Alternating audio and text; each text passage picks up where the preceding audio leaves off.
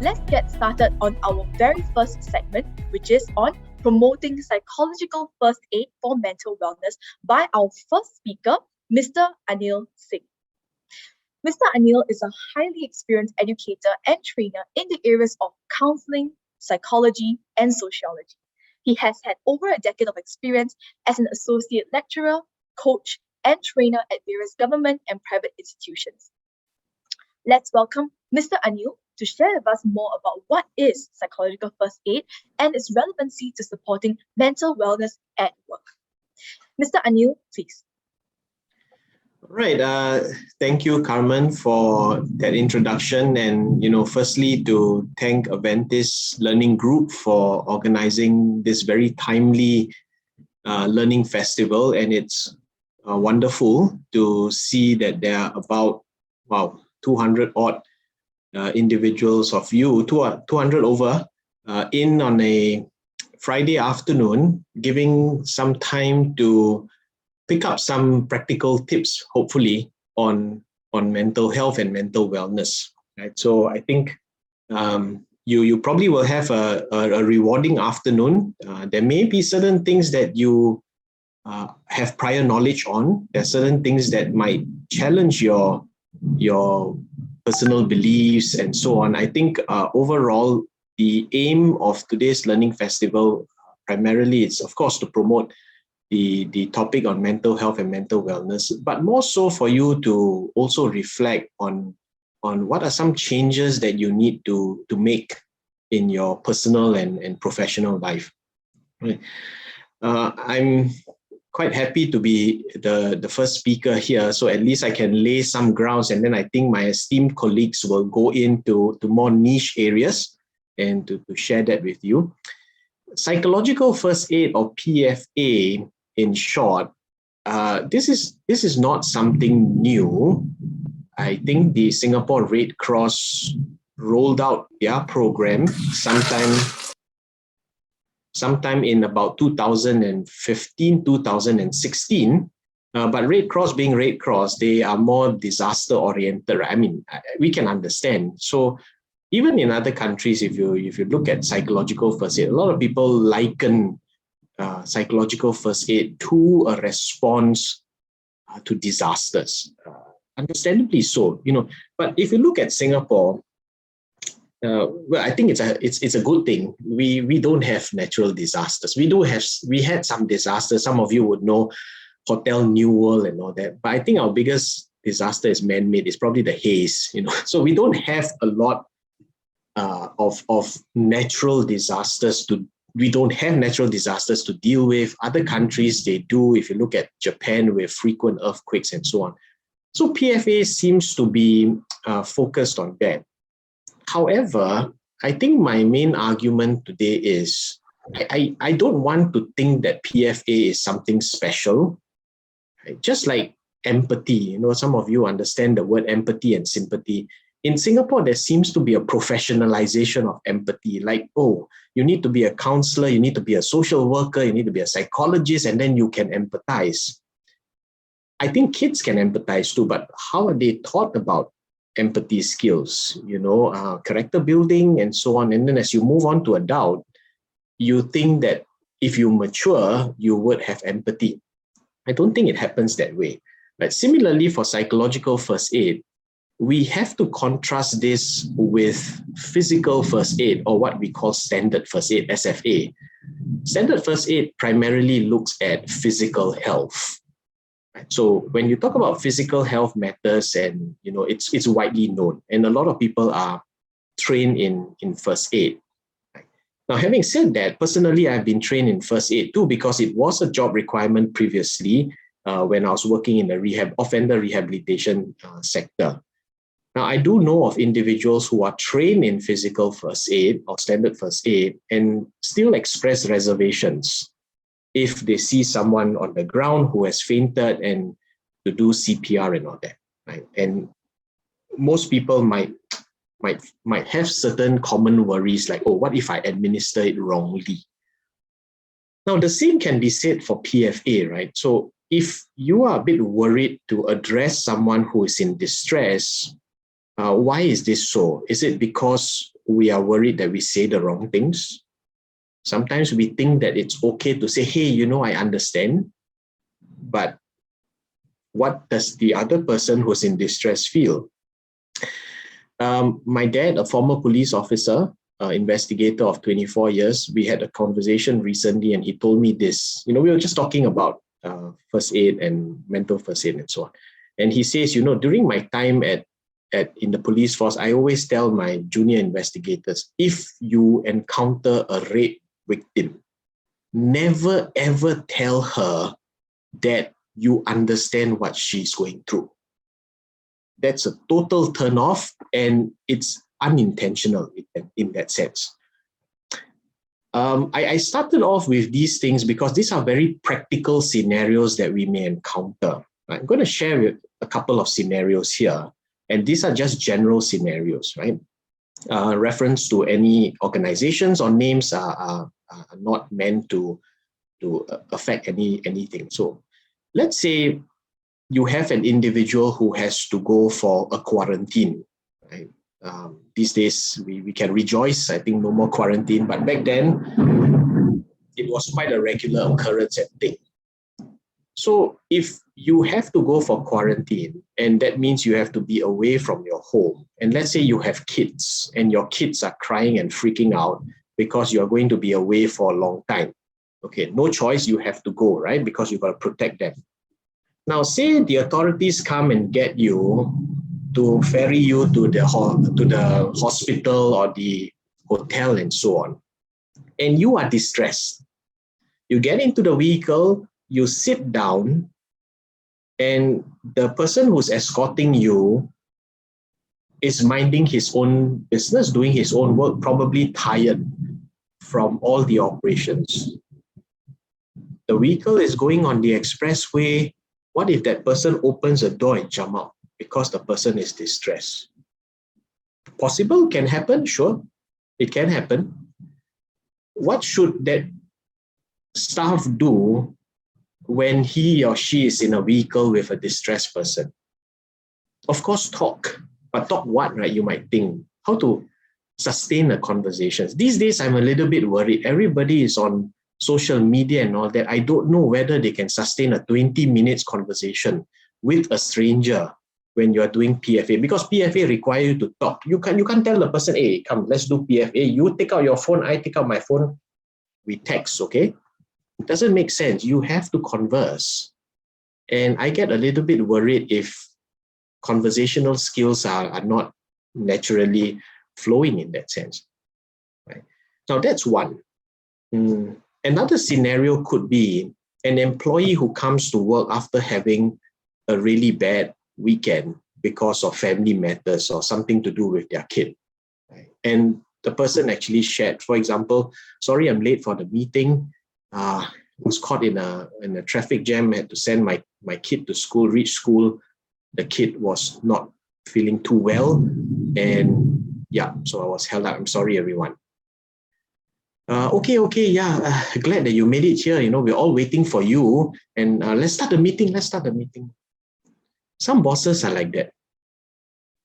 The EQ, not there. But is there something wrong with the boss as in he's completely no EQ? No, the boss has EQ.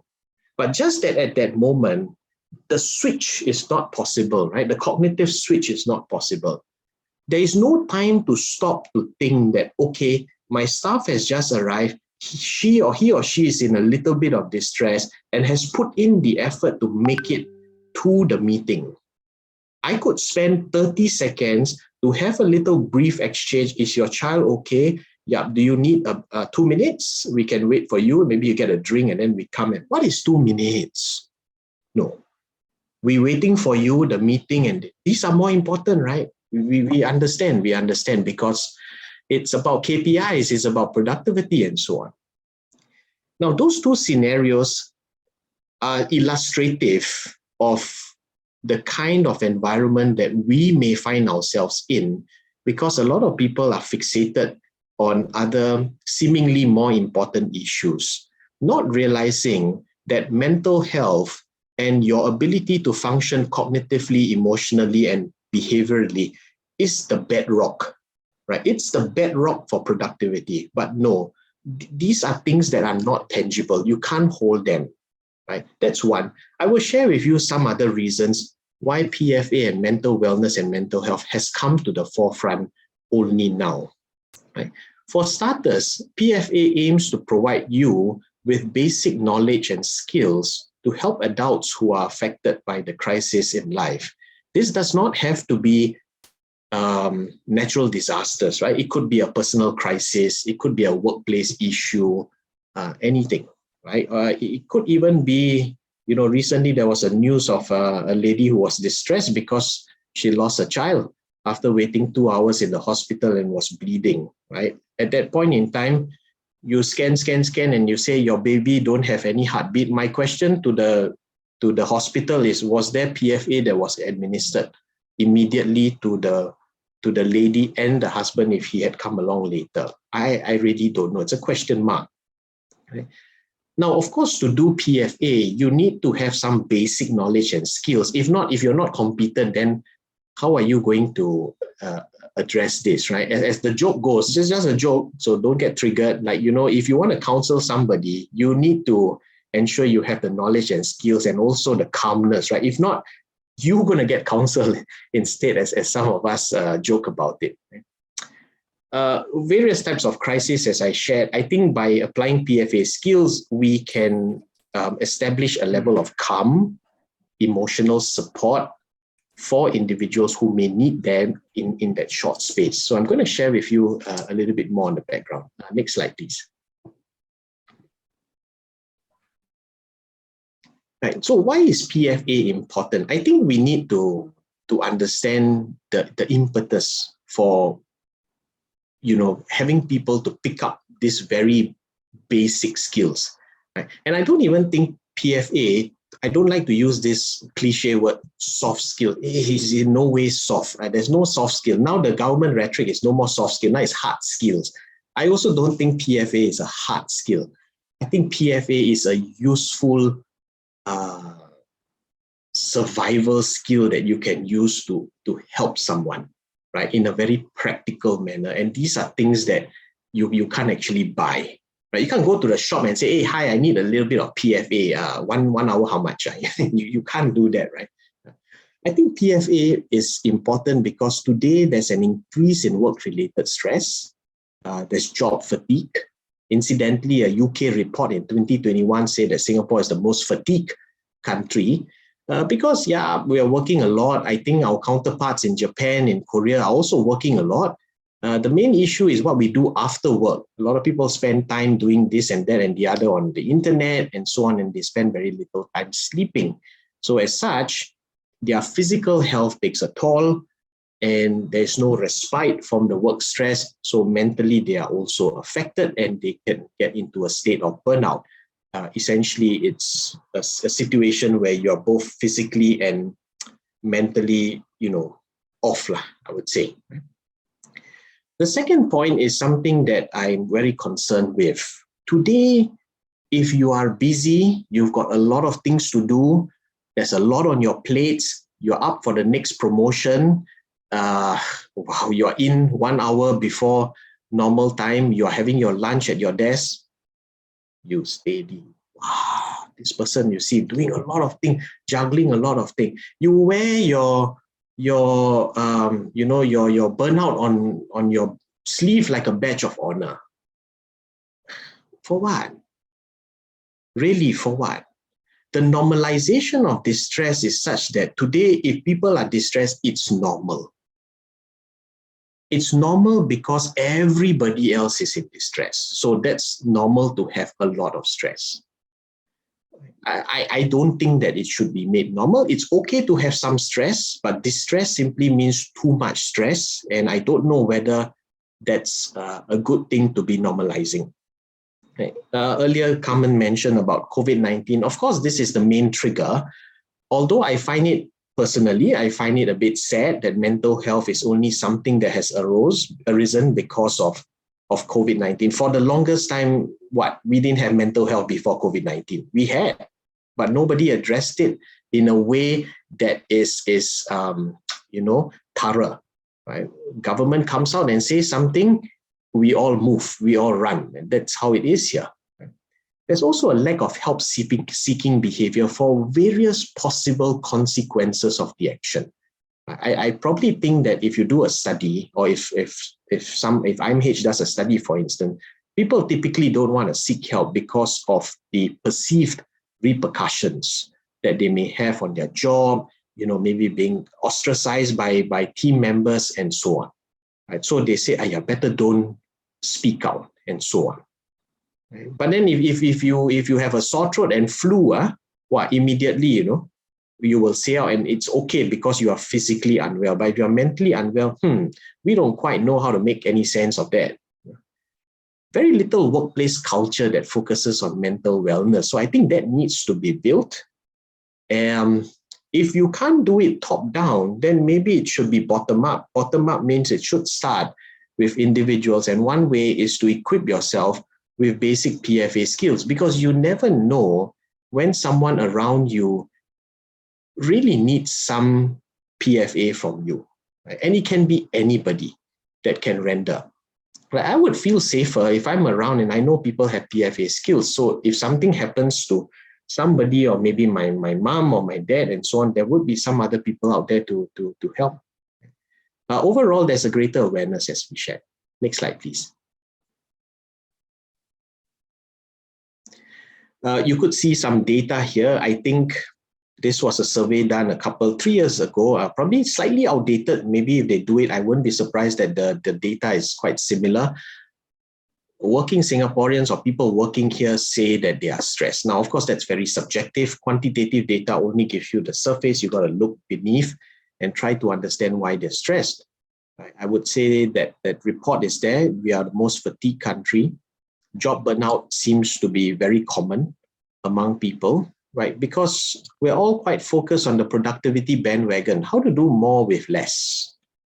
Right? KPIs is something like your age, it goes up, it never comes down. How nice, right? After you cross 50 years old, then the next year become 49, 48. It doesn't happen. But my question is, why must KPIs always increase like every year? Like every year you have to increase it by 10% or 20% and so on, right? But why can't you just keep it and maybe increase the quality rather than the quantity of the KPI? Next slide, please. COVID-19, I think incidentally yesterday we had some decent news and there are certain changes. Now probably you will have all the news coming in on how people are trying to adjust to things and this and that. But I'm quite looking forward to Tuesday, where someone is going to look at me and in public, and then like I don't have a mask, and then they give you like, where do you come out from? So we're going to go through that transition. I think all of us have experienced what I call behavioral fatigue. Too much changes in rules, regulations, restrictions, and we're going back to the workplace, having to deal with some of these as well. Right? Some individuals are now even questioning, like, why do I have to go back to the office when I can actually do my work at home? And over the past 2 years, you have made so many arrangements at home, and now to change those arrangements to fit in a post-pandemic world, that's going to be quite distressing for some individuals. Right? So you might find some resistance, and people at the workplace have to deal with it. There are uncertainties, there's still ambiguity in job scope. Of course, job insecurity might also be there now that organizations are changing. Poorer quantity and quality of social interactions. I think people are, probably working remotely, and I think this impacts how we are going to deal with coping with workplace. Imagine going back to a workplace where there are lesser social interaction, people not understanding each other. I think these are things that can affect a person's mental wellness, right? So how are we going to tackle that? Many are affected psychologically and have very normal reactions to abnormal events. I think individuals should be trained at least to identify some of these factors, and so that you can reach out to help. Right? All this is in the context of what we call a post-pandemic transition. And my question is, are workplaces even ready My sense is they're not ready for this very simple reason. When the circuit breaker happened on 7 April 2020, we were thrown into it. Organizations had no option. They just had to adjust. So for 3 months, it was topsy-turvy. Things were flying around, this and that. And then I think by the 4th month and 5th month, people were like, okay, it's very tiring to resist. Let's just fall into place. Right. Now with post-pandemic, I think organizations are also expecting the same thing, that, look, let's just dump ourselves into this post-pandemic situation and wait for 3 months, everybody will fall in line. Unfortunately, I doubt it is that straightforward and simple, because now the post-pandemic situation does not offer a lot of certainty, and it's not really mandatory for certain things to be done. So because there's more ambiguity, you could have more conflicts, more issues at the workplace, right? So of course, by extension, you may have individuals who could be more distressed. Next question, next slide, please. Right, workplace culture, I think we need to ask ourselves, is it okay not to be okay? Or is it okay to not be okay? I think that's the question that we've been hearing. Is there an open culture of discussing mental health issues at the workplace? This is another question. Are staff of senior and middle management equipped with the right knowledge and skills to manage their subordinates who have mental health issues and concerns? Education Minister Chan Chun Sing declared that teachers are burnout. Right? So what does he have to do? Train the principals. So if the principal is burnout, how? Minister train the principals. And then during all these things with all the mental wellness and with all the COVID task force and all that, I also have a question. Are our ministers burnout? So if our ministers are burnout, who's going to address their mental health issues? I think I have more questions than answers, which is good, because then organizations would start really taking this more seriously. Because as far as I know, mental wellness is like a CCA, for our foreign friends. CCA is co-curricular activity. It's always secondary. Like you have a primary appointment, and then maybe you're holding a secondary portfolio, a staff wellness officer. And that's always secondary, because your primary role is your primary role. You may pay attention to the secondary role, but that's not going to be something ahead of itself. Of course, there are issues like manpower, estate, budget. I totally understand this. If any of those questions are no, I think training people with PFA could be a good first step. Maybe individuals need to pick up mental wellness coaching skills so that they know how to manage their subordinates and their colleagues. And overall, we hope to build a workplace culture that advocates mental wellness. Next slide, please. So what I've done in the first few slides essentially is, of course, I'm not doing a PFA training here, but I think I need to justify the context of why we should even look at PFA and consider it to be an essential skill that individuals have. No point going to do a training without understanding the context for it and why is there a need for it. I think it's crucial to establish that. Now, PFA, what can you learn? Again, it's basic skills. PFA is not counseling. Neither is it trying to diagnose someone of certain things. Some individuals get a bit excited. You are feeling so stressed. I think you have an anxiety disorder. Or you are so stressed and all that. Be careful, you might commit something wrong. Suddenly, everybody is a criminologist and a psychiatrist. I don't think you can do that. But what you can really do is to apply some skills to help a colleague, to help a friend, a family member, identify the warning signs of emotional distress. Right? Of course, you need to adopt a kind of demeanor that's non-judgmental, to be patient, to address some of this issue. And these are things we may not be very equipped to do because we are affected by our own biases, etc. A simple yet effective framework for applying PFA that's been advocated by the WHO, the World Health Organization, would be the look, listen, and link framework. So of course, you have to look and observe the situation. So the focus is on the situation. When you listen, the focus is on the individual. I think listening skills is fundamental. Right? I always joke with my little nephew who talks nonstop. I say, hello, God gave you 2 ears and 1 mouth. Then he look at me like, yeah, so? I say, you have to listen twice as much as you talk. Then he's like, no, I don't get it, run away. Right? I think listening is crucial. But how do we listen actively so that we can tune in to an individual's emotions and validate their emotions? And at the same time, listen with empathy. Right? So I think these are some things that is missing, I would suppose, in most circumstances. We can also look and learn about what to say and what not to say when you are interacting with someone in distress. Right? Because words like text, once you say it out, once you type it, it's quite hard to retract and take it back. And of course, lastly, I think all of us can benefit from PFA because it helps us with our own self-care and can develop some emotional resilience to deal with our own challenges. Right? I've heard a doctor once said, you have to take care of yourself first before you can take care of others. I mean, it's not rocket science. If you need a doctor to tell you that, a guy who have this MBBS, then something is really wrong. You should be able to address that and understand the logic behind it, right? So I think PFA is important in the sense that I would call it's a basic skill.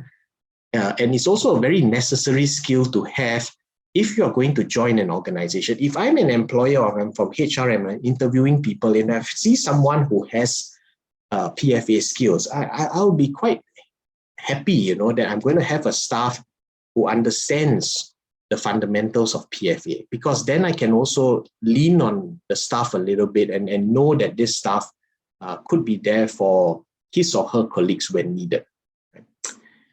Next slide, please. I think it's the Q&A. Yeah, so I try to keep it in about 30 minutes and maybe slightly under 30 minutes so that there's more time for questions. I'm not Mr. Google, but I'll try my best. And of course, my team here would also address some of the questions. Come on, over to you. Okay, great. Thanks so much, Anil, for the wonderful sharing. I think we've had a lot of very good questions that have begun to come in, even as Anil was sharing. So let's take our first question, which is, someone's asking, how do we get trained for PFA? Is there like a PFA certification course? Anil, maybe you could advise on that. Okay, so I think there are training providers out there, including the Singapore Red Cross, that have PFA training. It's usually about 1 day, I think max 2. And of course, upon going through it, you would have a certificate of participation. Right? There is no formal qualification that's needed to practice PFA. So as long as you go for a training and you get certified, that's good enough. It's quite like standard first aid. Of course, standard first aid, Red Cross give you a card and all that. I would understand that, because if you can't go around anyhow CPRing people, you might need to carry your card. But I think with PFA, you probably don't need a card, but you'll get a certificate for it. Thanks so much, Anil. I think that's very insightful. And so I think Anil has shared basically regarding how we're able to do 1 or 2 day course.